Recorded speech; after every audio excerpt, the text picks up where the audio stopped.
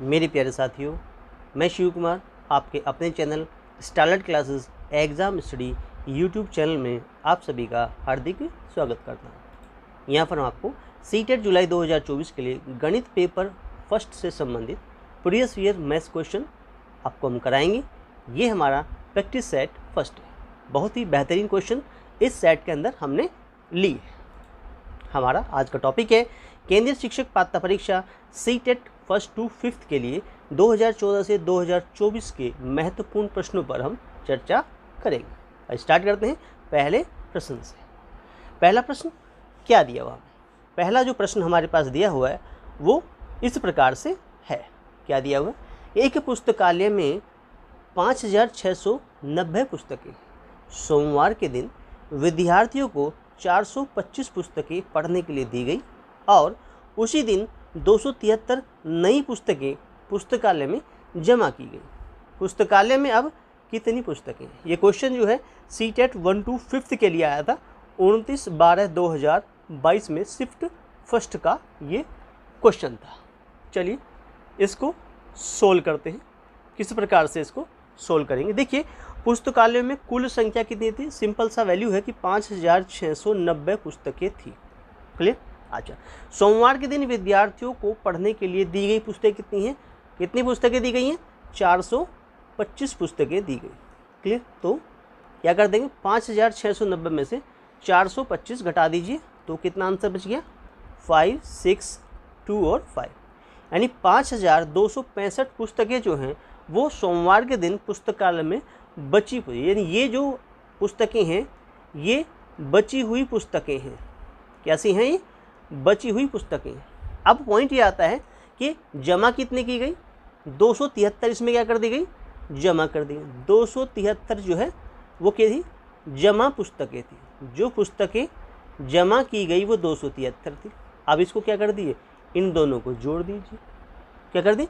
तो 8 बन गया, ये हमारा 3 बन गया, ये हमारा 5 बन गया, ये भी 5 बन गया, यानी 5538 5538 इतनी पुस्तकें पुस्तकालय में उपस्थित हैं। यानी कि पुस्तकालय में इतनी पुस्तकें बची हुई हैं, यानी सी पार्ट जो है 5538 जो है ये वाला पार्ट आपका राइट आंसर हो जाता है। C part is your right answer. Clear? आगे बढ़ते हैं। अगला क्वेश्चन क्या कहता है? क्वेश्चन ये कहता है कि 4 अंकों की एक संख्या 3465 में पहले और चौथे स्थानों के अंकों को आपस में बदला गया और दूसरे और तीसरे स्थानों के अंकों को भी आपस में बदला गया, तो इस प्रकार नई संख्या प्राप्त हुई। तो नई संख्या और पुरानी संख्या का योगफल क्या होगा? ठीक है, देखो अब हम ये पॉइंट करते हैं कि नई संख्या क्या बनेगी। नई संख्या क्या बनेगी? हमारे पास जो एक प्रश्न कहें कि जो पुरानी संख्या हम कहें तो एक पुरानी संख्या हमारे पास में हमारे हिसाब से जो क्वेश्चन दिया गया उस हिसाब से पुरानी संख्या हमारे पास है 3465। अब इसके हिसाब से नई संख्या क्या बनेगी? अगर पहले और चौथे स्थानों को आपस में बदल दिया जाए, पहले और चौथे स्थानों को, तो यहाँ तो 5 आ गया, यहाँ 3 आ गया, बदल गए। अच्छा, अब उसके पास में हमारे पास क्या है कि दूसरे और तीसरे स्थान को भी बदल दिया जाए, तो ये क्या बन गया? ये बन गया 6 और ये बन गया 4। अब ये संख्या ये बन गई 5643। ठीक है, ये क्या कर रहा है? इनको आपस में जोड़ दो, योगफल दे दो, इनका क्या कर लो? योगफल निकाल लो, जोड़ दीजिए इनको। क्या बन के आ गया? तो ये तो 8 बन गया, ये 0 बन गया, ये 1 बन गया, ये हमारे पास कितना बन गया? ये हमारे पास कितना बन गया? 9 बन गया। तो 9108 आंसर आ गया, 9108, और ये चला गया डी पार्ट के साथ। तो D part is your right answer. Question पूछा गया था 24/1/2023 में शिफ्ट 1 में आया था। ये क्लास 1 to 5th के लिए सी टेट के लिए क्वेश्चन पूछा गया था पेपर फर्स्ट में। क्लियर? आगे बढ़ते हैं। अगला क्वेश्चन क्या कहता है? एक अध्यापिका ने अपनी कक्षा के विद्यार्थियों को 1 अंक की एक संख्या, 2 अंकों की भी एक संख्या, 3 अंकों की एक संख्या, 4 अंकों की एक संख्या और 5 अंकों की एक संख्या को जोड़ने के लिए कहा। उसने यह भी कहा कि उपयुक्त संख्याओं में केवल अंक 1 का ही प्रयोग करना है। तो अपेक्षित उत्तर क्या होगा ये हमें शिफ्ट फर्स्ट में पूछा गया था 24/1/2023, 24 जनवरी 2023 में क्वेश्चन पूछा गया था 1 to 5 के लिए, ठीक है, यानी पेपर 1 के लिए क्वेश्चन था। अब अगर एक अंक की संख्या लें तो एक अंक की संख्या कितनी होती है, एक ही होती है। अब 2 अंकों की संख्या लेंगे तो 11 हो जाएगी, ये 2 अंक वाली, यानी ये तो 1 अंक की हो गई, ठीक है। ये हमारी पास 2 अंकों की हो गई, क्लियर। अब इसी प्रकार से 3 अंकों की लें तो वो कितनी हो जाएगी, वो हमारे पास में 111 हो जाएगी, यानी ये वैल्यू जो है 3 अंकों वाली हो गई, जहाँ हम 1 का ही उपयोग कर रहे हैं बस, ठीक है। अच्छा, उसके बाद हम बात करें 4 अंकों वाली, तो ये 1 1 और 1 यहाँ पर, एक 1 बाहर चला गया, ये अंक हो गई 4 अंकों वाली संख्या हो गई, तो ये 4 अंकों की संख्या हो गई हमारे पास में। चलिए, उसके बाद अगली बात करें तो 5 अंकों की संख्या लें, 1 1 और 1 और 1 के बाद एक 1 और बाहर लिख लें ऐसे, तो ये 5 अंकों की संख्या हो गई, ठीक है। ये हमारी 5 अंकों की संख्या हो गई। यहाँ तक बात समझ में। प्रश्न के अनुसार आपको क्या करना है, इन सबको जोड़ना है। जोड़ना है तो 1 2 3 4 5, 5 तो यहाँ आ गया, 1 2 3 4 4 यहाँ आ गया, 1 2 3 ये 3 यहाँ आ गया, 2 यहाँ आ गया, 1 यहाँ आ गया, कितना हो गया, इकाई, दहाई, सैकड़ा, हज़ार, 10,000, 12,345 बन गया। अब 12,345 कहाँ पर है, ये देख लो, 12,345 ये गया, बी पार्ट आपका क्या बन गया, राइट आंसर बन गया। B part is your right answer. तो इस प्रकार से ये वैल्यू बन जाती है।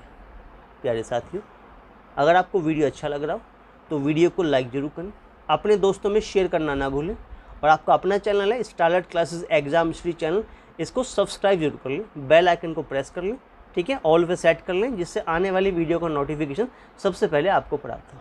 चलिए आगे बढ़ते हैं। अगला क्वेश्चन क्या कहता है, अगले क्वेश्चन में कहा है कि 2 सम संख्याओं और 2 विषम संख्याओं का योगफल होता है, क्या होता है, सदैव सम होता है या सदैव विषम होता है, या ना तो सम होता है ना विषम होता है, कभी सम और कभी विषम होता है। ये 28 जनवरी 2023 में शिफ्ट 1 में क्वेश्चन पूछा गया था। अब इसको सोल्व करते हैं। देखिए किस प्रकार से लिखेंगे। अगर हम सम संख्या की बात करें, देखो जो सम संख्या होती हैं, यानी इवन नंबर की बात कर रहे हैं, तो क्या होती हैं, ऐसे 2 4 6 8 10 ऐसे बहुत सारी होती हैं, ठीक है। ऐसे अगर विषम संख्या की बात करें, ओड नंबर की बात कर रहे हैं, विषम संख्या की बात करें, ये कैसे होते हैं, इवन नंबर होते हैं, इवन नंबर। इसकी बात कर रहे हैं, ये हमारे पास होते हैं ओड नंबर की बात करें, तो कितना हो गया हमारे पास, 1 3 5 7, इस प्रकार से बढ़ते चले जाए, 9 11 dot dot dot dot dot, इस प्रकार से, ठीक है। अच्छा, अब पॉइंट ये हमारे पास होता है कि किसी भी 2 सम संख्याओं, अगर एग्जाम्पल के रूप में हम लें, इवन नंबर्स पर लें, इवन नंबर्स की हम बात करें, तो देखिए इनका एडिशन कर दें, 2 + 4 करें तो 6 आएगा, 6 + 8 करें तो 14 आएगा, तो ये क्या आ रहा है, ये एक इवन नंबर ही आ रहा है, ठीक है। अब हम ओड नंबर पे अप्लाई करते हैं, ओड नंबर का योग करके देखें, 1 + 3 करें तो 4 आ रहा है, 3 + 5 करें तो भी 8 आ रहा है, ठीक है, 5 + 7 करें तो 12 आ रहा है, तो इनका भी सम इवन ही आ रहा है। इसका मतलब ये हुआ कि 2 सम संख्याओं और 2 विषम संख्याओं का योगफल जब हम लेते हैं तो वो सदैव सम ही आता है, यानी ए पार्ट आपका राइट आंसर बन जाता है। क्लियर। इस प्रकार से ये क्वेश्चन कंप्लीट हो गया। क्लियर। चलिए आगे बढ़ते हैं। अगला क्वेश्चन क्या कहता है कि 75707 में 7 के स्थानीय मानों का योगफल निकालिए। 7 के क्या स्थानीय मान होंगे ये हमें बताना है। संख्या क्या दिखा रखी है, संख्या है 75707। अगर हम इस 7 को लिखें तो ये 7 गुना 1 मतलब ये इकाई के अंक पे है। इस 7 की बात करें तो ये 7 गुना 100, यानी कि ये क्या बन गया, ये क्या बन गया, ये बन गया 700। इस 7 की बात करें तो ये 7 गुना कितना, इकाई, दहाई, सैकड़ा, हज़ार, 10,000, यानी इसमें कितना बन गया, ये 70,000 बन गया। ठीक है, इस प्रकार से। अब इनका योगफल लेना है। इनका क्या करना है? योगफल लेना है। इनका क्या करना है? योगफल प्राप्त करना है। किस प्रकार से करेंगे? देखो जी, ये हमारे पास कितना है? ये तो हमारे पास कितना हो गया? एक तो 70,000 हो गया, ठीक है, एक 700 हो गया, एक 7 हो गया। इनको जोड़ना ही तो था। 7 यहाँ से आ गया, 0 यहाँ से आ गया, 7 यहाँ से आ गया, 0 यहाँ से, 7 यहाँ से, 70707 70707 कहाँ पर आ गया? 70707। सी पार्ट हो गया राइट आंसर। ये 30/1/2023 में पूछा गया था, शिफ्ट 1 में। क्लियर? चलिए आगे बढ़ते हैं। क्वेश्चन में क्या क्या आ गया कि 10,110 इकाई किसके बराबर है? 10,110 इकाई, यानी 10 में तो कर दी 1,000 की मल्टीप्लाई, 10 में कर दी 100 की मल्टीप्लाई, और एक दहाई यानी 1 में कर दी 10 की मल्टीप्लाई। यू मीन ये वैल्यू तो बन गई 10,000, ये बन गई 1,000, और ये बन गई 10। देख लो ये ना, ये तो हो गया 10,000, ठीक है, ये बन गया 1,000, कितना बन गया? इट मीन्स 1,000, और ये बन गया 10। इनको क्या करना? ऐड करना, 0 1 0 1 और 1। कितना बन गया? 1 1 0, नहीं 1 1, ये पहला कितना था? हाँ, ये वैल्यू कितनी बन गई? और ये बन गई हमारे पास में 10 दाही बन गई थी, 10 दाही बन गई थी, 10 दाही थी, यानी 100 बन जाएगा ये, ठीक है। ये 10 दाही बन गई थी, तो ये कितना बन जाएगा? इसे थोड़ा सा चेंज कर ले, 10 दाही थी वो, तो 10 दाही करेंगे तो ये वैल्यू जो है हमारी कितनी बन जाएगी? 100 बन जाएगी। तो 0 0 1 1 और 1 बन जाएगा, ऐसे बनेगा। 10 दाही थी ना, तो 10 में दाही की मल्टीप्लाई कर, इकाई नहीं थी, 10 दाही थी वो, ठीक है। तो 1 1 1 0 0 1 1 1 0 0, कितना बन गया? 1 1 1 0 0 आंसर बन गया। तो ये कहाँ चला गया? 1 1 1 0 0 बी पार्ट में चला गया। बी पार्ट आपका राइट आंसर बन गया। क्लियर हुआ? आगे बढ़ते हैं। क्या कहता है?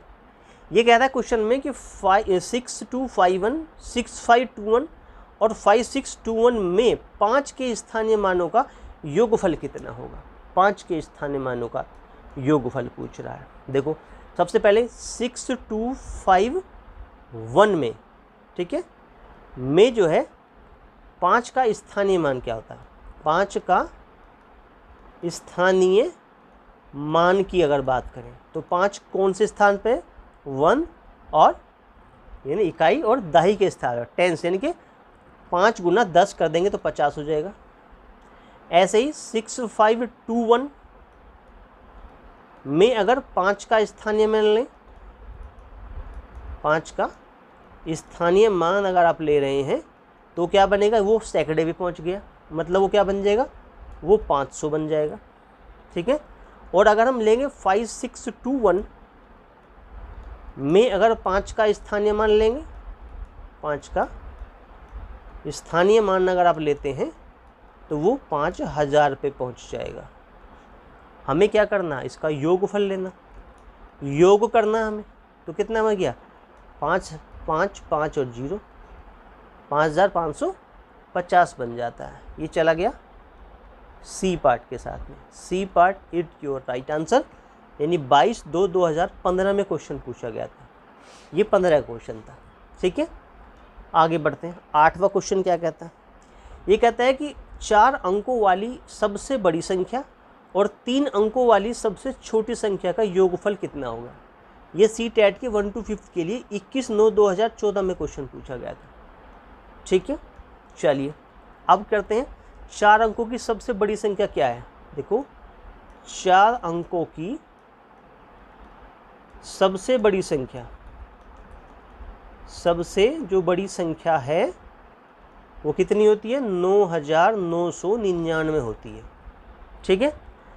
3 अंकों की अगर बात करें, 3 अंकों की क्या कहता है? सबसे छोटी संख्या, अगर छोटी की बात कर रहा है, छोटी संख्या की बात कर रहा है, तो वो तो 100 ही होती है। ठीक है, इनका क्या चाहिए, इसको योगफल चाहिए। योगफल चाहिए तो एक तो यही आ गया, एक यही आ गया, 9 और 1 10 हो गया, 9 और 1 10 हो गया। ठीक है, तो 100,9 चला गया बी पार्ट के साथ में। बी पार्ट आपका राइट आंसर बन जाता है। साथियों, वीडियो अच्छा लग रहा तो वीडियो को लाइक ज़रूर करें, अपने दोस्तों में शेयर करना ना भूलें। आपका अपना चैनल है स्टारडेड क्लासेस एग्जाम स्टडी चैनल, इसको सब्सक्राइब कर लें। जिन मेरे साथियों ने अभी तक सब्सक्राइब नहीं किया है, चैनल पे नहीं है तो चैनल को सब्सक्राइब कर लें। आने वाली वीडियो के लिए बेल आइकन को प्रेस कर लें, जिससे आने वाली वीडियो का नोटिफिकेशन सबसे पहले आपको प्राप्त हो। चलिए स्टार्ट करते हैं अगले 9वें क्वेश्चन पर। ये बहुत ही अच्छा क्वेश्चन है, बहुत ही अच्छा क्वेश्चन है अपने आप में, और इसका एक बहुत ही बेहतरीन, यहाँ लिख लिए वेरी वेरी इंपॉर्टेंट। ठीक है, इसका एक बेहतरीन फॉर्मूला बताएंगे अभी आपको थोड़ी देर में, जिससे अगर ऐसा क्वेश्चन आएगा तो आप बहुत जल्दी सोल्व कर देंगे। क्या कहता है कि 96 के सभी धनात्मक गुणनखंडों का योगफल बताइए। बहुत छोटी सी ट्रिक बताएंगे और बहुत बेहतरीन ट्रिक है अपने आप में। ठीक है, देखो अगर हम 96 की बात करें, 96 की बात करें तो उसके फैक्टर कर ले कितना, 2 गुना 2 गुना 2, यानी कि कितना हो गया, 2 दूनी 4 दूनी 8 दूनी 16 दूनी 32, तो 2 5 बार आएगा। ठीक है, और गुना 3 कर दें, 32 तो कितना हो गया, 96 हो गया। ठीक है, इसका मतलब ये हुआ कि ये 2 की पावर 1 2 3 4 5, 2 की पावर 5 गुना 3 की पावर 1 को रिप्रेजेंट कर रहा है, कौन, 96। अब फॉर्मूला क्या होता है, जो फॉर्मूला होता है वो क्या होता है, अगर आपको सभी गुणनखंडों, धनात्मक गुणनखंडों का योगफल चाहिए तो फॉर्मूला, योगफल का क्या फॉर्मूला है, योगफल के लिए आप क्या फॉर्मूला गए, योगफल आपको निकालना है। ठीक है, किसका, सभी धनात्मक गुणनखंडों का योगफल निकालने, तो फॉर्मूला क्या है योगफल के लिए, कि a की पावर p प्लस 1, a की power p plus 1 minus 1 upon a minus 1, ध्यान से पढ़िए। ठीक है, मल्टीप्लाई b की पावर q प्लस 1, यानी कि जो b वैल्यू है इसको हम नेक्स्ट b की power q plus 1 minus 1 upon b minus 1, ये फार्मूला होगा। जहाँ जहाँ आप देखेंगे, जहाँ जो a का वैल्यू है वो तो 2 है, जो b का वैल्यू है वो 3 है, a और b जो है वो कौन है, 2 और 3 है। ठीक है, क्योंकि ये रिप्रेजेंट कर रहा है a की पावर p मल्टीप्लाई b की पावर q टाइप हो गया ये। ठीक है, उसके लिए योगफल का फॉर्मूला ये है, अगर इस टाइप से कोई क्वेश्चन है, a की पावर p b की पावर q टाइप, तो a की power p plus 1 minus 1 upon a minus 1 और b की पावर q प्लस 1 माइनस 1 अपन b माइनस 1, तो a और b हो गया। p का वैल्यू देखिए तो p का आंसर 5 है और q का आंसर है 1। ठीक है, अच्छा अगर ऐसा है तो इसको सोल्व कैसे करें, देखो योगफल क्या बन गया, अब यहाँ से देखो योगफल क्या बनेगा, देखो अच्छा यहाँ से देखें तो 2 की पावर तो कितना, 5 और 1 6 बन गया, माइनस 1 बटे 2 माइनस 1 बन गया, मल्टीप्लाई कर दे कितना बन गया है, 3 की पावर कितना बन गया, 3 की पावर कितना बना, 1 प्लस 1, 3 की पावर 2 माइनस 1 बटे कितना बन गया, 3 माइनस 1 बन गया, ये बन गया फॉर्मूला। हाँ, तो 2 की पावर 6 कितना बन गया हमारे पास में, कितना बन गया, 64 बन गया, में से 1 चला गया और अपॉन ये तो 1 ही रह गया, मल्टीप्लाई 3 तिया 9 माइनस 1 हो गया, हैं, और बटा कितना 2 हो गया, तो 64 में 1 गया 63, तो ये बच गया, और ये 8 बटा 2 हो गया, तो 2 चौका 8 होता है, यानी 63 में 4 का मल्टीप्लाई कर दिया, तो 4 तिया तो 12 होता है, 4 से 24 25 हो गया, 252 बन गया आंसर, योगफल आ गया 252, 252 चला गया बी पार्ट के साथ में, बी पार्ट आपका राइट आंसर। ध्यान रखिएगा ये फॉर्मूला बहुत ही अच्छा ट्रिक है, इसका आप यूज करते हुए किसी भी धनात्मक गुणनखंडों का योगफल प्राप्त कर सकते हैं, अगर वो a की पावर p मल्टीप्लाई b की पावर q टाइप हो तो। क्लियर, चलिए आगे बढ़ते हैं। 10वां क्वेश्चन क्या कहता है, 10वें क्वेश्चन में क्या कहा कि 50 में एक पूर्ण संख्या जोड़ी जाती है, 50 में एक पूर्ण संख्या जोड़ी गई और फिर वही संख्या 50 में से घटा दी गई, तो प्राप्त दोनों संख्याओं का जोड़ कितना होगा। माना वह पूर्ण संख्या क्या है, मान लिया कि वह पूर्ण संख्या जो हमारे पास में है वो मान लिया x है। अकॉर्डिंग टू क्वेश्चन क्या कह रहा है, क्वेश्चन के हिसाब से अगर हम बात कर रहे हैं तो क्वेश्चन ये कह रहा है कि 50 में x जोड़ा गया और फिर 50 में से x घटा दिया गया, तो x से तो x कट गया, तो संख्या क्या है 100। वो संख्या क्या थी, वो संख्या 100 थी। सी पार्ट आपका राइट आंसर हो गया। ये पूछा गया था 7/6/2019 में क्वेश्चन आया था ये। क्लियर। आगे बढ़ते हैं। ये कहता है 26 और 26 शतांक का लिखा जाएगा किस प्रकार से। 21/9/2014 में पूछा गया था कि 26 और 26 शतांक, यानी 26 को 26 लिखते हैं 26, ठीक है। 26 शतांक यानी 26 को 100 से डिवाइड कर दीजिए, 100 से डिवाइड कर दीजिए। 26 तो 26 रहेगा, जिसको 100 से डिवाइड करेंगे 0.26 आ जाएगा, मतलब 26.26 लिखा जाएगा जी। इसको आंसर बन गया था आपका 26.26। ये चला गया ए पार्ट के साथ में। A is your right answer. Clear. आगे बढ़ते हैं। क्या कहता है क्वेश्चन, कहता है बहुत अच्छा क्वेश्चन है, इंपॉर्टेंट लीजिए, वेरी वेरी इंपॉर्टेंट। ऐसे क्वेश्चन पेपर में आ जाते हैं, रिपीट होते हैं। रिपीटेड क्वेश्चन में है ये रिपीट भी हो सकता है। किसी स्थान ओ से आरंभ करके एक मेंढक 3 कदम और एक खरगोश 7 कदम उछाल यानी छलांग लगाते हैं। निम्न में से किस कदम पर वे दोनों एक साथ छलांग लगाएंगे। देखो क्वेश्चन में जो बड़ा अच्छा क्वेश्चन है अपने आप में कि मेंढक की छलांग कितनी है। अगर हम मेंढक की छलांग की बात करें तो मेंढक ने छलांग लगाई कितनी लगाई, 3 कदम लगाई, 3 कदम। ऐसे खरगोश की बात करते हैं तो अगर खरगोश की छलांग की बात करें, खरगोश मेंढक से ज़्यादा लंबी छलांग लगाएगा, तो खरगोश की छलांग होगी 7 कदम, हो गई। चलिए, तो इन दोनों क्या ले लीजिए, एलसीएम ले लीजिए, 3 सता 21 बन गया। अब पॉइंट ये आता है कि जो 21 से विभाज्य हो जाएगा, अब इसमें 343 भी है, 371 भी है, 378 भी है और 354 भी है। अब इसमें से जो 21 से डिवाइड हो जाएगा वे दोनों, ठीक है, उस समय एक साथ छलांग लगाएंगे जो हमारा 21 से डिवाइड हो जाएगा। अब हमने देखा यहाँ पे कि भाई हम जो है 343 को ले लेते हैं, पहले 21 से डिवाइड करते हैं। 21 एक बार काट रहा, मान लिया इसको, 21 से कम 21 हो गया, कितना बचा जी, 13 बचा, 3 आ गया, फिर 6 बार चला कर देखा तो 6 1 6 12 हो गया, 126 7 बच गया, यानी ये तो काटेगा नहीं। क्लियर। इसकी तो बात खत्म हुई। 371 को ले लेते हैं, 371 को डिवाइड करते हैं, 21 से डिवाइड करते हैं। 21 से काटा तो हमें 21 एक बार चलाया 21, कितना बचा 16, एक बच गया, ठीक है।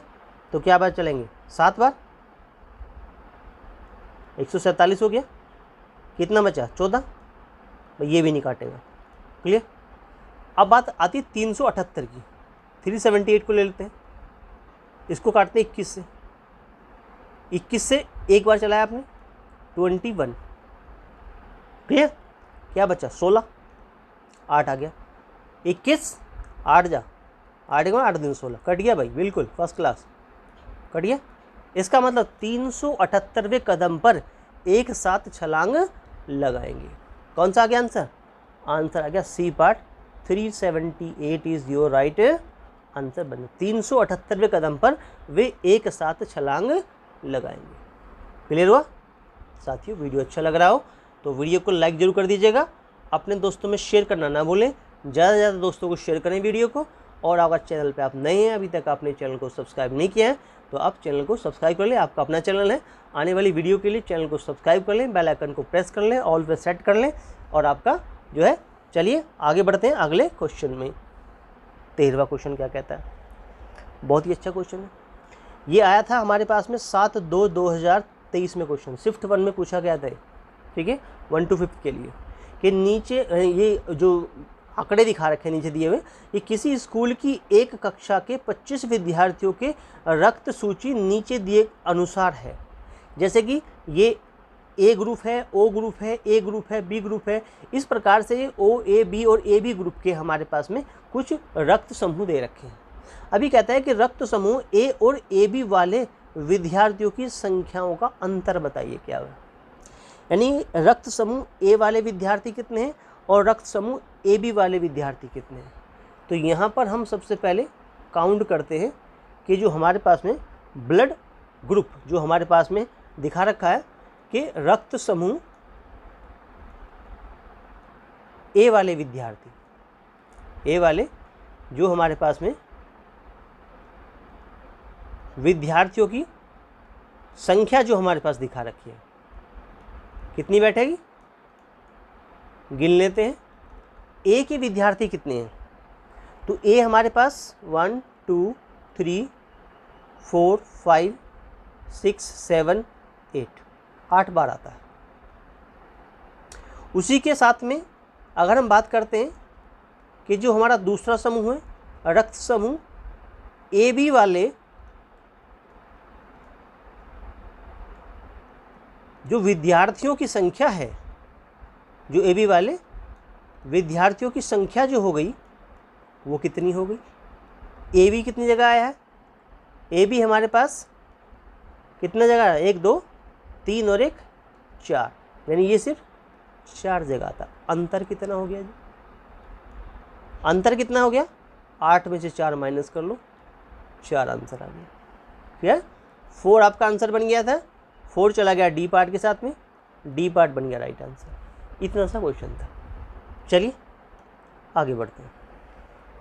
अगला क्वेश्चन क्या कहता है, ये क्वेश्चन इस प्रकार से है कि आपके पास में 25454 प्राप्त करने के लिए यानी 25454 प्राप्त करने के लिए इधर 9909 9099 और 9009 के योग में से क्या घटाया जाना चाहिए, इनके योगफल में से क्या घटाया जाना चाहिए।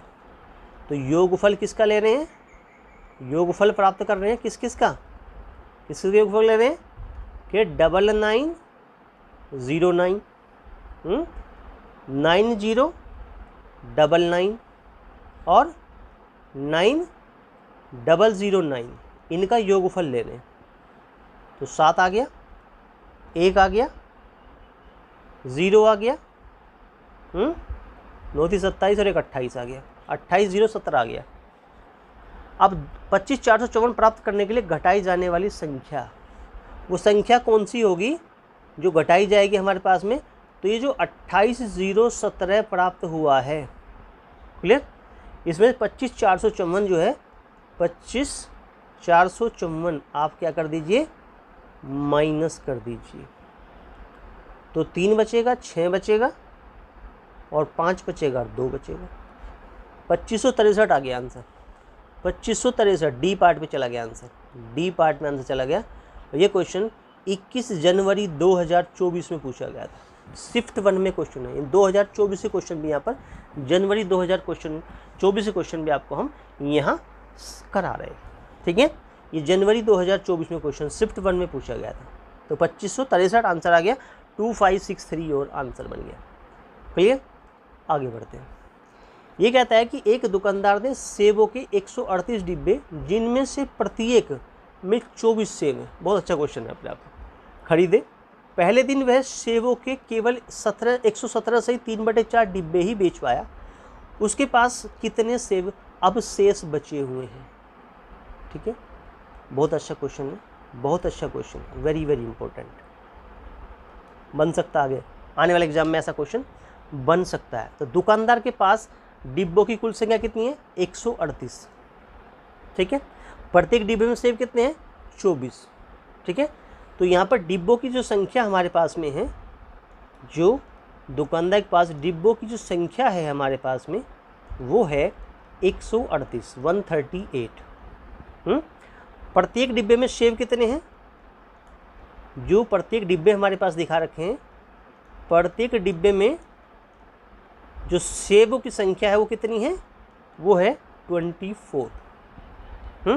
तो 138 डिब्बों में सेब की संख्या होगी तो क्या होगा, 138 डिब्बों में अगर सेबों की संख्या देखें, सेबों की संख्या देखें तो कितनी हो जाएगी कि भाई 138 में आपको 24 से क्या कर देना, मल्टीप्लाई कर देना। कर दिया मल्टीप्लाई, क्या बन गया 3312 आ जाएगा, मल्टीप्लाई कर लेना, ये आंसर बनेगा। अब पहले दिन सेब की बिक्री कितनी हुई, अगर हम पहले दिन सेब की बिक्री देखें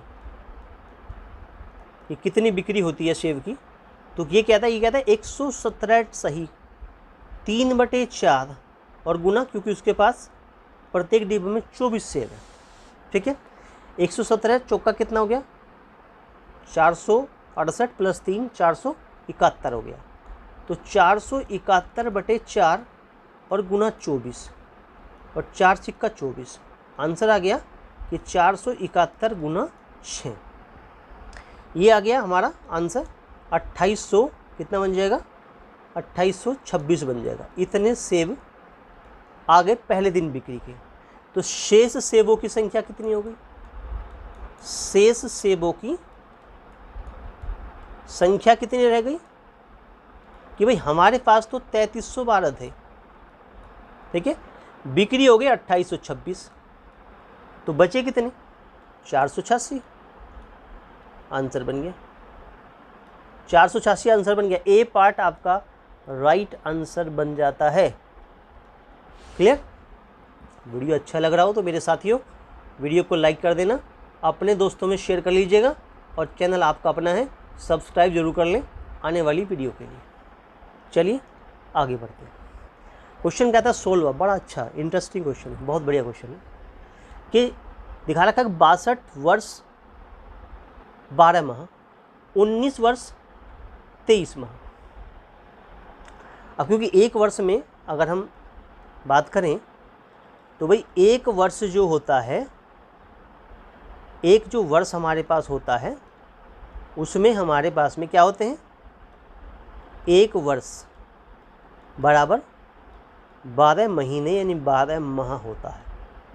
ठीक, अब यहाँ पर क्या दिखाया गया, ये कहता है कि 62 तो वर्ष हैं,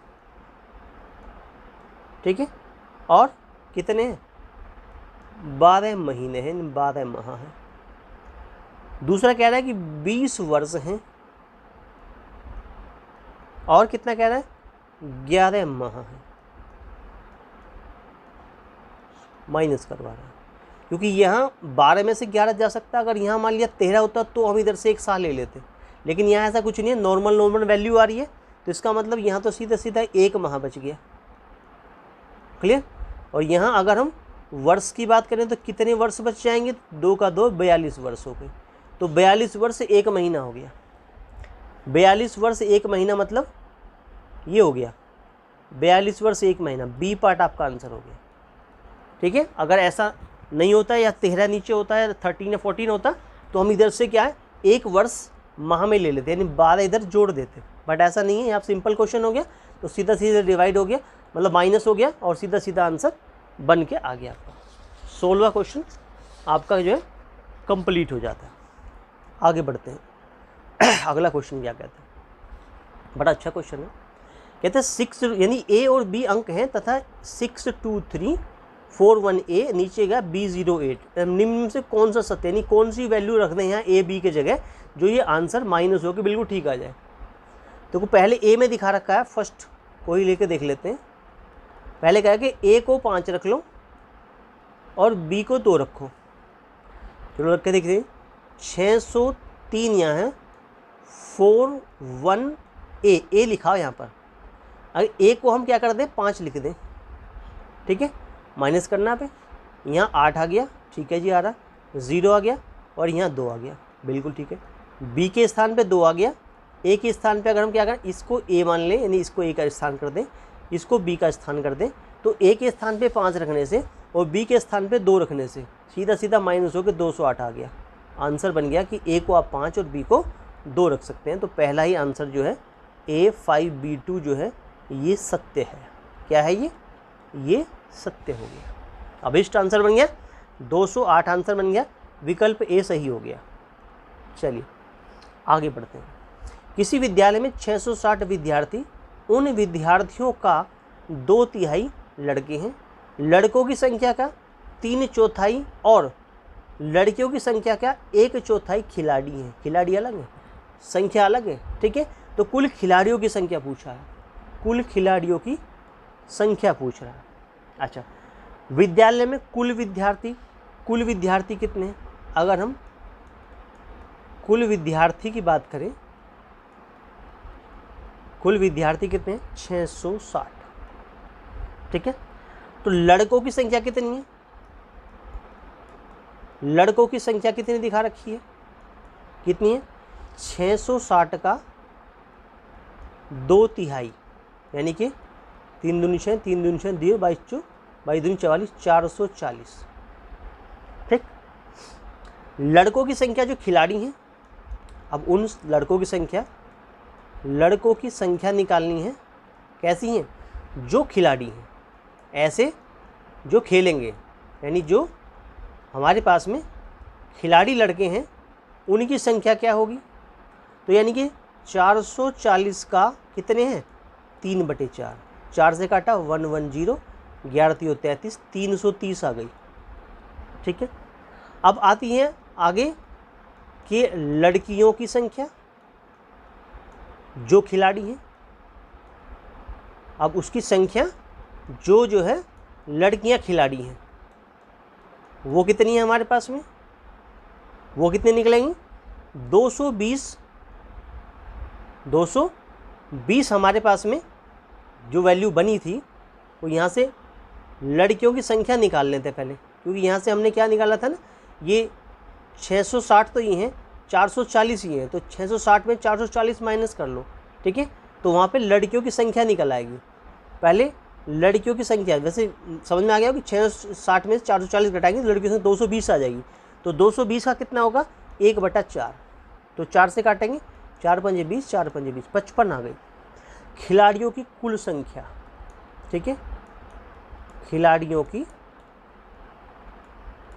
कुल संख्या कितनी बन गई? सबको क्या कर दिया? जोड़ दिया हमने। किसको? 330 खिलाड़ी, इधर 55 खिलाड़ी, कितने बन गए? 385 खिलाड़ी बन गए। क्लियर? आंसर बन गया 385। बी पार्ट आपका राइट आंसर बन गया। क्वेश्चन पूछा गया था 20/9/2015 में, ठीक है। चलिए आगे बढ़ते हैं।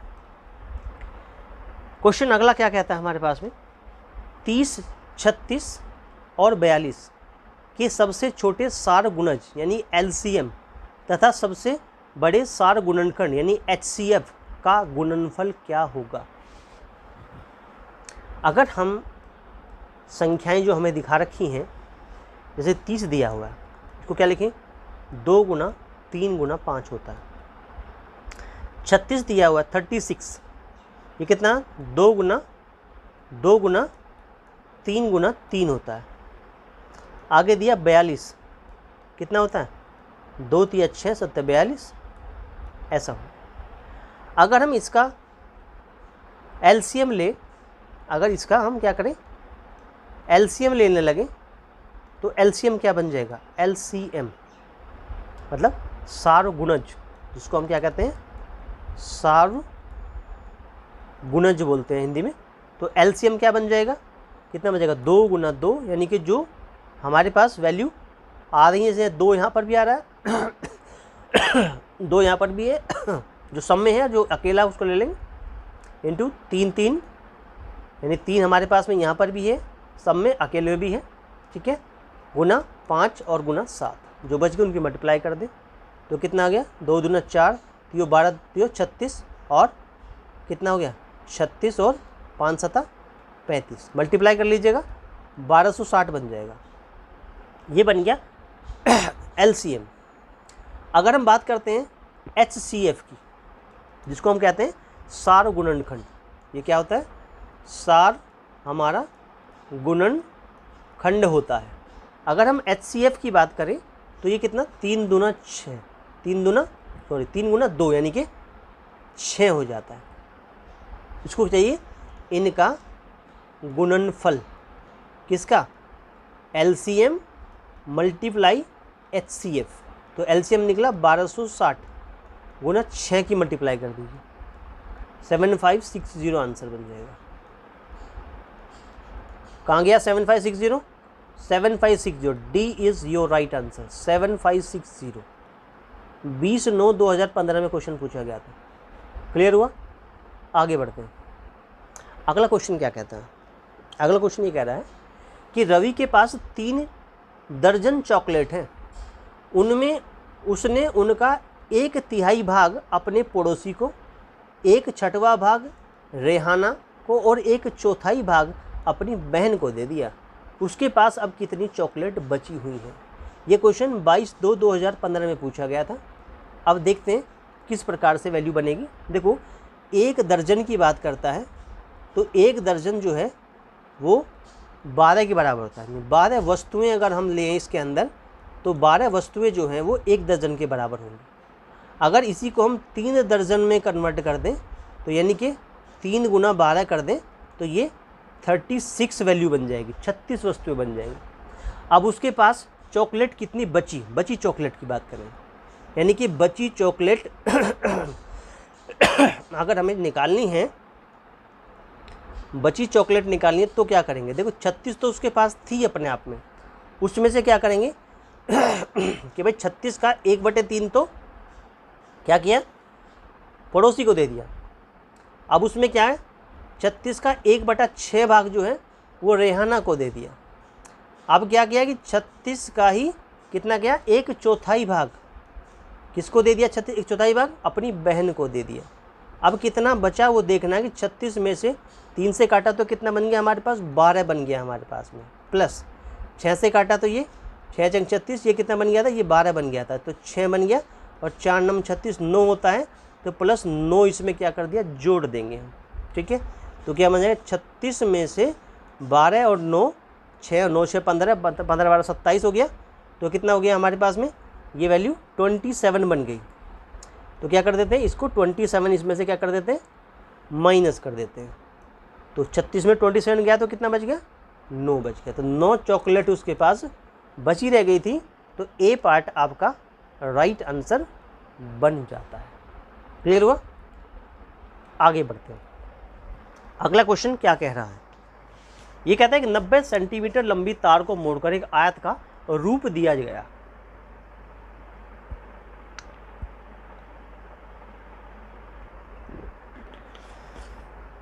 हाँ, तो एक आयत का जो है रूप दिया जाता है। 90 सेंटीमीटर लंबी तार को मोड़कर एक आयत का रूप दिया जाता है।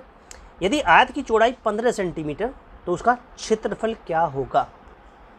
क्षेत्रफल क्या होगा ये हमें पूछा गया। देखो जो तार की लंबाई की बात करें, तार की अगर हम लंबाई की बात करें तो तार की लंबाई है 90 सेंटीमीटर। कितनी है जी? 90 सेंटीमीटर है। तार को मोड़कर आयत बनाया गया तो उस समय आयत का परिमाप क्या बन जाएगा? आयत का परिमाप बन जाएगा दुगना ऑफ लंबाई जमा चौड़ाई। ये वैल्यू किसके बराबर है? ये 90 के बराबर है। ठीक है, यहाँ पर चौड़ाई यानी कि बी दी हुई है, तार की लंबाई तो इतनी हो गई हमारे पास में। ठीक है, अच्छा आयत की चौड़ाई दिखा रखी है। किसकी दिखा रखी है? आयत की जो चौड़ाई है, जो बना आयत है वो है 15 सेंटीमीटर हमें दिखा रखी है आयत की चौड़ाई। तो दुगना ऑफ लेंथ प्लस कितना बन गया? 15 जो बन गया आपके पास में, ये वैल्यू 90 के बराबर हो गई। तो दुगना ऑफ एल में अगर आप 30 जोड़ देते हैं तो 90 बन जाता है। तो दुगना of L equal to 90 minus का 30 यानी कि कितना बन गया? 60 बन गया। दुगना ऑफ एल क्या बन गया? 60 बन गया। तो एल की वैल्यू 60/2 यानी कि वैल्यू कितनी आ गई? 30 आ गई। एल की वैल्यू की 30 सेंटीमीटर आ गई। ठीक है, अच्छा एल 30 आ गया और बी हमारे पास 15 है। तो क्षेत्रफल कितना हो गया? यानी आयत का जो क्षेत्रफल बन गया हमारे पास में वो कितना बन गया कि लेंथ गुना वृत्त होता है। लेंथ हो गया 30 का, वृत्त हो गया हमारे पास 15 का, और 15 × 45 450 सेंटीमीटर स्क्वायर आपका क्या है? आंसर बन जाता है। अभी 450 बन गया। बी पार्ट आपका ये आपका राइट आंसर बन जाएगा।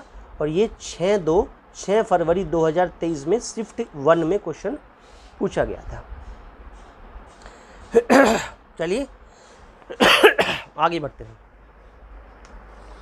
अगला क्वेश्चन क्या कहता है, अब हमारे पास में निम्नलिखित लंबाइयाँ मापने की इकाइयाँ दिखा रखी हैं कि किलोमीटर है, मिलीमीटर है, मीटर है, सेंटीमीटर है, डेसीमीटर है। ठीक है, if we are arranging them in ascending order तो which unit will be at 4th places, यानी इन्हें अगर इनके बढ़ते क्रम में लगाया जाए तो चौथे स्थान पर कौन सी इकाई आएगी। ये 30 जनवरी 2023 में शिफ्ट 1 में क्वेश्चन पूछा गया था। चलिएगा, देखो अगर बढ़ते क्रम में देखें तो मिलीमीटर की बात करें, mm, यानी कि जो मिलीमीटर होता है हमारे पास है, जिसको आप mm कहते हैं, ठीक है, उससे बड़ा क्या होता है सेंटीमीटर, ठीक है, सेंटीमीटर, ठीक है, उससे बड़ा देखें तो कितना होता है डेसीमीटर होता है, डेसीमीटर, जिसको आप dm कहते हैं, डेसीमीटर बनता है। उससे बड़ा देखें तो मीटर होता है, यानी कि m से रिप्रेजेंट कर रहे हैं। और उससे बड़ा, मीटर से बड़ा देखें तो कितना होता है किलोमीटर होता है, किलोमीटर होता है, जिसको km कहते हैं। अब बात कहता है चौथे प्लेस पे कौन आएगा, तो कितना 1 2 3 4, चौथे प्लेस पे कौन आएगा, चौथे स्थान पर जो आएगा, चौथा स्थान किसका होगा, चौथा स्थान होगा मीटर का। किसका होगा, मीटर का। चौथे स्थान पे कौन आएगा, मीटर आएगा, यानी कि डी पार्ट आपका राइट आंसर बन जाता है। क्लियर हुआ। Question number 22। आगे 23 में चलते हैं। भुजाओं 4 सेंटीमीटर 6 सेंटीमीटर वाली एक आयताकार कागज की शीट को 4 समान छोटे आयतों में विभाजित किया गया, तब प्रत्येक छोटे आयत का क्षेत्रफल क्या होगा। प्रत्येक छोटे आयत का जो है वो क्षेत्रफल क्या होगा। देखो आयताकार शीट की लंबाई अगर हम बात करें कि हमारे पास आयताकार जो शीट दिखा रखी है उसकी अगर लंबाई की बात की जाती है तो आयताकार शीट की जो लंबाई है वो 6 सेंटीमीटर है। और अगर हम इसकी चौड़ाई की बात करते हैं तो चौड़ाई 4 सेंटीमीटर है।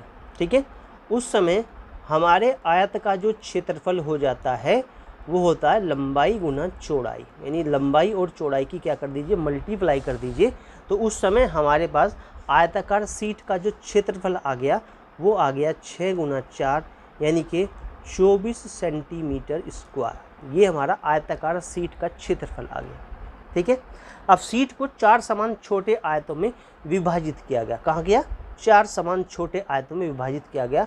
उस समय आयत का क्षेत्रफल क्या बन जाएगा, क्या बन जाएगा उस समय छोटे आयत का, यानी कितने कहते हैं छोटे आयत का क्षेत्रफल क्या बन जाएगा। ठीक है, तो कितना बन जाएगा 24/4 कर दें तो 4 छिक्का 24 होता है। तो उस समय 6 सेंटीमीटर स्क्वायर जो है उस छोटे आयत का क्या बन जाएगा, क्षेत्रफल बन जाएगा। 6 सेंटीमीटर स्क्वायर जो है छोटे आयत का क्षेत्रफल बन जाएगा। तो ये बी पार्ट आपका राइट आंसर बच जाएगा है, B part is right answer. ये क्वेश्चन आया था 20 जनवरी 2023 में शिफ्ट 1 में पूछा गया था। क्लियर। आगे बढ़ते हैं 24वें क्वेश्चन की ओर। बड़ा अच्छा क्वेश्चन है। ये कहता है कि जयंत ने एक आयत की भुजाओं को एक दिया सलाई के उपयोग से मापा है। उसे इस आयत की लंबाई दिया सलाई की लंबाई की 6 गुनी प्राप्त हुई और चौड़ाई उसी दिया सलाई की 3 गुनी प्राप्त हुई। यदि उसकी दिया सलाई की लंबाई 40 mm है तो उस आयत का क्षेत्रफल वर्ग सेंटीमीटरों में क्या होगा। देखो अगर हम यहाँ पर बात करें कि जो दिया सलाई की लंबाई है, यानी दिया सलाई की जो लंबाई हमारे पास में है, कि जो हमारे पास लंबाई है वो दिखा रखी है 40 mm। ठीक है, इसका मतलब उसको हम 4 सेंटीमीटर लिख सकते हैं। वो 4 सेंटीमीटर हो गए हमारे पास में। अब इस प्रकार से अगर हम इस वैल्यू की बात करें तो आयत की लंबाई क्या बनेगी, आयत की जो लंबाई बनेगी वो दिया सलाई की 6 गुनी है। यानी कहा गया है कि जो हमारी दिया सलाई हमने यूज़ की है, दिया सलाई की कितनी है 6 गुनी अगर आप लेते हैं तो आयत की लंबाई बनती है। तो दिया सलाई की 6 गुनी 4 गुना 6 यानी कि वो बन गई 24 सेंटीमीटर। अगर हम उस आयत की चौड़ाई की बात करते हैं, उस आयत की हम क्या करते हैं, चौड़ाई की बात करते हैं, तो उस समय वो दिया सलाई की कितनी है, दिया सलाई की कितनी है हमारे पास 3 गुनी है। अब क्या बन जाता है, जो हम चौड़ाई की बात करेंगे तो 4 3 12 हो गया, यानी कि उस समय वो कितनी है 12 सेंटीमीटर की है। ऐसा क्वेश्चन कह रहा है। हमें उस आयत का क्या चाहिए था, क्षेत्रफल चाहिए था, क्षेत्रफल चाहिए था। देखो क्षेत्रफल जो है लंबाई गुना चौड़ाई से निकाला जाता है, और लंबाई हमारी बन गई कितनी 24, चौड़ाई बन गई 12, इतने सेंटीमीटर स्क्वायर आपका आंसर बन जाएगा। और 24 12 288 होता है, 288 सेंटीमीटर स्क्वायर ये आपका फाइनल आंसर बन जाता है। 288 चला गया ए पार्ट में, 288 सेंटीमीटर स्क्वायर आपका राइट आंसर बन जाता है। ठीक है, चलिए आगे बढ़ते हैं। क्वेश्चन नंबर 25 में एक ऐसी आकृति को ढकने के लिए 1 सेंटीमीटर भुजा वाले वर्गाकार टिकटों की कितनी जो है न्यूनतम संख्या की आवश्यकता होगी, जो 4 सेंटीमीटर और 6 सेंटीमीटर भुजाओं वाला एक आयत और उसके साथ 3 सेंटीमीटर भुजा का एक वर्ग जुड़ा हुआ।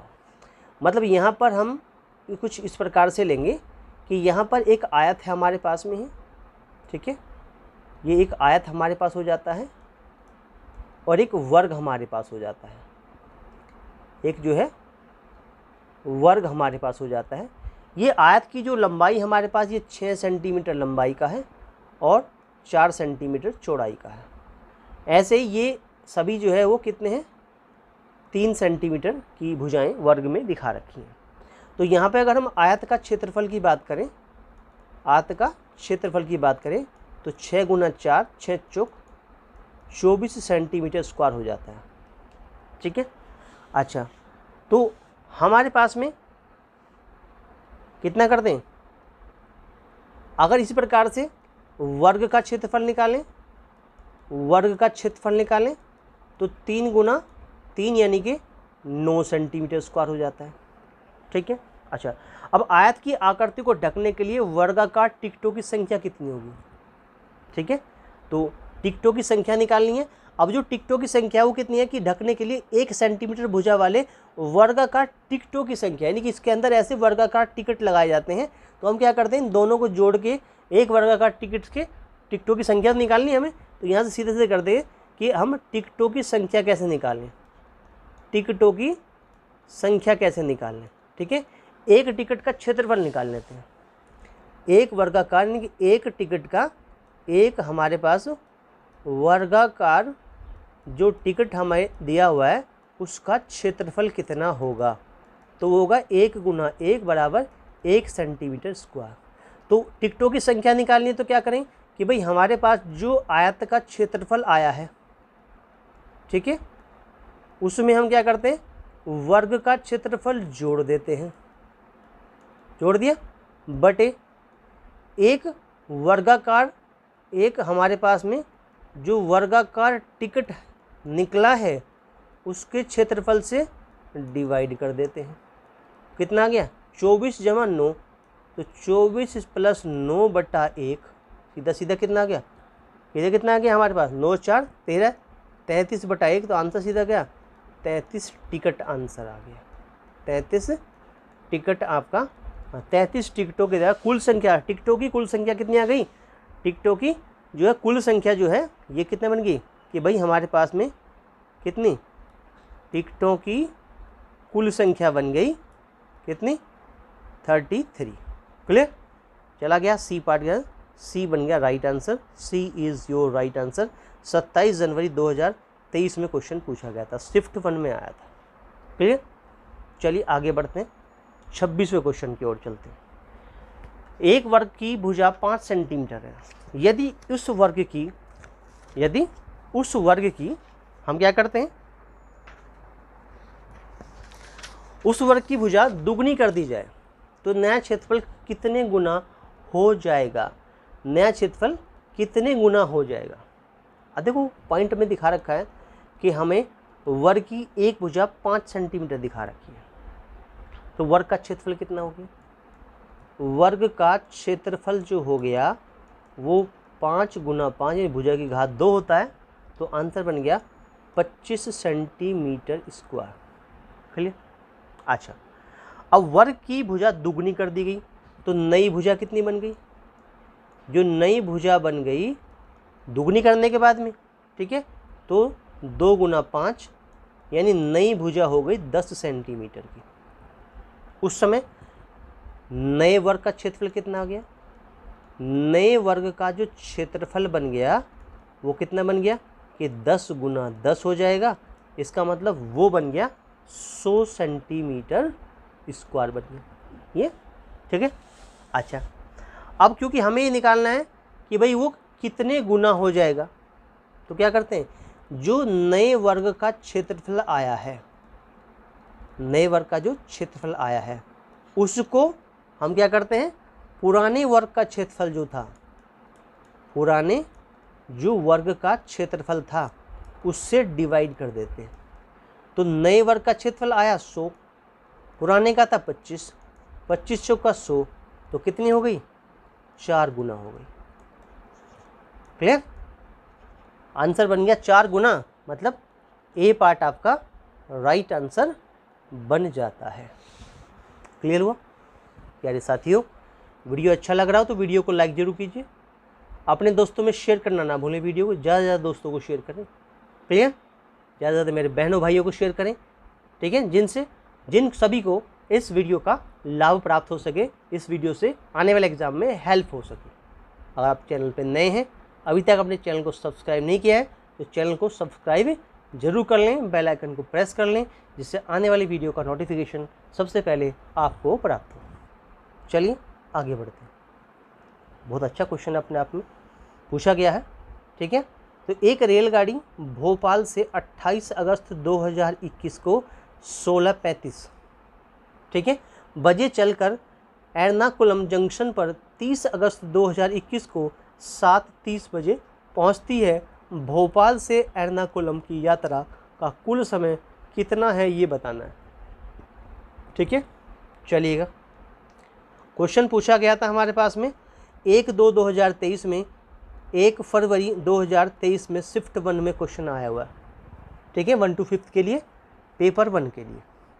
28 अगस्त को लगा समय कितना होगा, 28 अगस्त को अगर हम लगा हुआ समय निकालना चाहते हैं, कितना समय लगा हमारे पास में, 28 अगस्त को कितना समय लगा है, ठीक है, वो हम यहाँ निकालना चाहेंगे।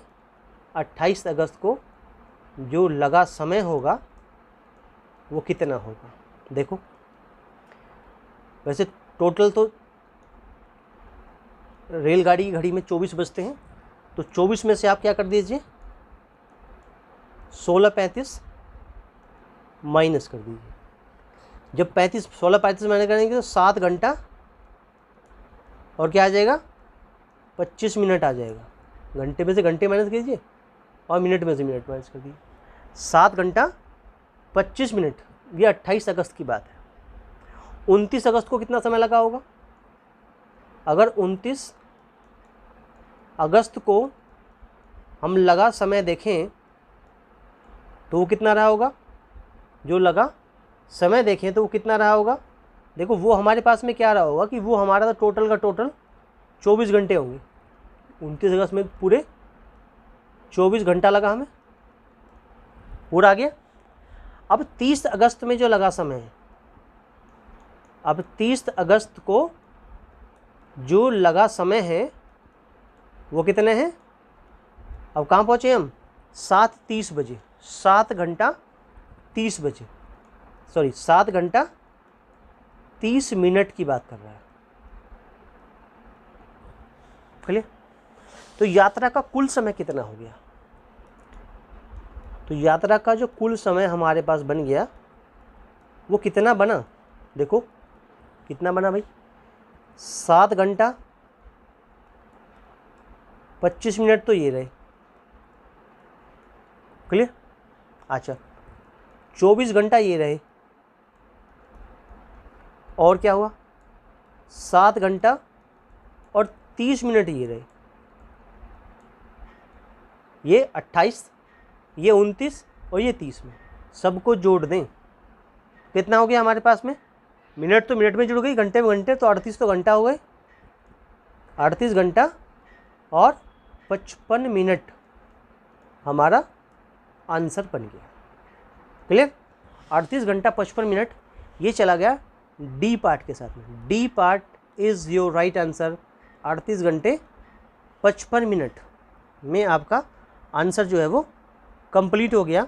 इस प्रकार से ये जो है क्वेश्चन सोल्व हो जाता है। क्लियर। आगे बढ़ते हैं। अगला क्वेश्चन क्या कहता है, ये कहता है कि विंसी का जन्म जो है 8/8/2007 में हुआ और 31/7/2022 में उसकी आयु ज्ञात कीजिए कितनी थी। 28/1/2023, 28 जनवरी 2023 में शिफ्ट 1 में CTET 1 to 5 के लिए पेपर 1 में क्वेश्चन पूछा गया था। ठीक है, देखो अगर हम आयु निकालना चाहते हैं कि एट प्रेजेंट आयु कितनी है, आयु की गणना करें कि आयु कितनी है हमारे पास में, तो कैसे निकालेंगे। अब हमारे पास में देखिए कितना 2022 साल लिख लीजिए, महीने लिख लीजिए और दिन लिख लीजिए। 31/7/2022 और इधर कितना था 8/8/2000, यानी कि 8 और 8 और 2007 क्या कर दीजिए, माइनस कर दीजिए। अब दिन में से दिन माइनस करें तो 23 दिन तो आ गए यहाँ। ठीक है, अब यहाँ से महीने में से महीने माइनस नहीं हो रहे, तो यहाँ से क्या कर दिया हमने, यहाँ से हमने 12 महीने का एक साल ले दिया, तो 12/7 19 हो गए। 19 में से 8 माइनस कर दिए तो कितना आ गया, 11 महीने हो गए। अब क्योंकि हमने यहाँ पर एक साल ले लिया था तो अब ये 2021 रह गए। ठीक है, 2021 में से 2007 माइनस कर दीजिए तो कितने 14 साल आ गए। ठीक है, तो कितना हुआ कि 14 वर्ष, ठीक है, 11 माह और 23 दिन जो है उसका उम्र होगा। तो 31/7/2022 को विंसी की जो आयु है वो कितनी होगी, 14 वर्ष 11 माह और 23 दिन होगी। ये आंसर जो चला गया है ये सी पार्ट में चला गया। 14 वर्ष 11 माह और 23 दिन आपका आंसर हो जाता है। क्लियर हो गया होगा। चलिए आगे बढ़ते हैं। अगला क्वेश्चन क्या कहता है। अगले क्वेश्चन में कहा गया हमारे पास में कि जो अंकित है वो 400 मीटर लंबे एक वृत्ताकार जो है पथ पर दौड़ लगाता है। वृत्ताकार पथ पर, वृत्त के आकार का, ये जिस प्रकार से वृत्त हो तो इसके आकार के, ये सेंटर हो गया मान लिया हमारा, तो इस प्रकार के जो आकृति पर जो है वो क्या करता है, दौड़ लगाता है। ठीक है, 400 मीटर लंबे एक वृत्ताकार, यानी इस पूरी की जो लंबाई है, यानी कि इस तरह से मान के चलते हैं कि ये जो पूरी परिधि है इसकी वो 400 मीटर की है। वह प्रति दिन जो है 3 चक्कर लगाता है, यानी 1, 2 और 3 चक्कर लगाता है। वह एक सप्ताह में उस पथ पर कितनी दूरी, वो कि किलोमीटर में, ये मीटर में दिखा रखी है, ठीक है, किलोमीटर में कितनी दूरी तय करेगा। ठीक है, अच्छा अब देखते हैं क्या वैल्यू बनेगा इसका। तो अंकित द्वारा एक दिन में तय की गई दूरी कितनी है, यानी कि अंकित द्वारा एक दिन में तय की गई दूरी कितनी होगी। तो कितनी होगी भाई, 400 मीटर, जो 400 मीटर चक्कर लगाता है और चक्कर लगाया उसने 3, तो उसने कितनी दूरी तय कर ली, 1200 मीटर की दूरी तय कर ली, या हम कह सकते हैं 1.2 किलोमीटर वो चल गया, 1.2 किलोमीटर। तो एक सप्ताह की बात करते हैं, अगर एक सप्ताह की बात करते हैं यानी 7 दिन की बात कर रहे हैं, 7 दिन में तय की गई दूरी कितनी होगी, तय की गई जो दूरी बैठेगी वो कितनी बैठेगी? इस 7 में हम क्या करते हैं, एक दिन में करता है 1.2 किलोमीटर, तो 7 में करेगा 7 गुना 1.2 किलोमीटर, 12×7 = 84 होता है। 8.4 किलोमीटर की दूरी जो है वो 7 दिन में तय कर लेगा और यही आपका आंसर बन जाएगा 8.4, यानी बी पार्ट आपका आंसर बन गया 8.4 किलोमीटर। क्वेश्चन आया था 10 जनवरी 2023 में, शिफ्ट 1 में पूछा गया था। आंसर हो जाता है कंप्लीट। क्लियर? चलिए आगे बढ़ते हैं। बहुत अच्छा क्वेश्चन अपने आप में।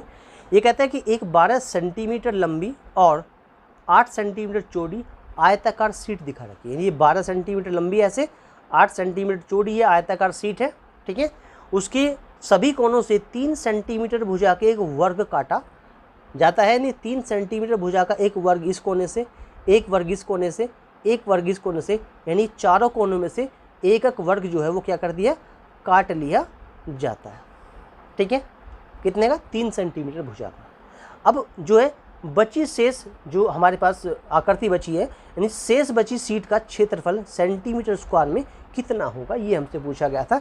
और ये क्वेश्चन भी 10 जनवरी 2023 में शिफ्ट 1 में क्वेश्चन आया हुआ।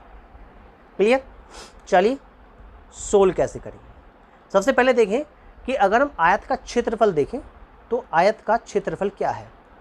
आयत का क्षेत्रफल क्या है? देखो, लंबाई गुना चौड़ाई से हम आंसर निकालते हैं आयत का क्षेत्रफल का। लंबाई गुना चौड़ाई, लंबाई हो गई हमारे पास 12, चौड़ाई गई हमारे पास कितनी, 8, तो 12 × 96 सेंटीमीटर स्क्वायर, ठीक है। अच्छा, एक वर्ग का क्षेत्रफल निकालें।